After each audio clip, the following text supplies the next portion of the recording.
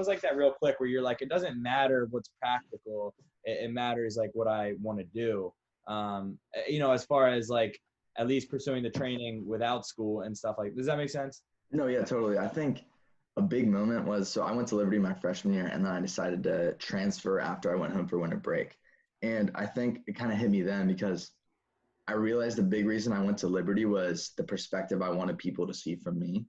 It was more of a exterior choice rather than an internal choice, which sounds weird, but it's like I kind of wanted to be known as like the structured Christian kid that was like going to a school to pursue like a more mature thing other than partying, but like going and like getting his spiritual life figured out. But it was like once I got there, I realized like I wasn't making a decision for myself.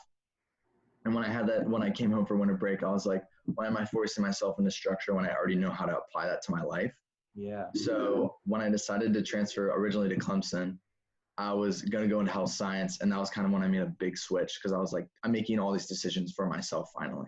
Like I'm picking a different school for myself and I'm picking a different major for myself. And like I'm focusing on what my goal is rather than what I think other people want me to do.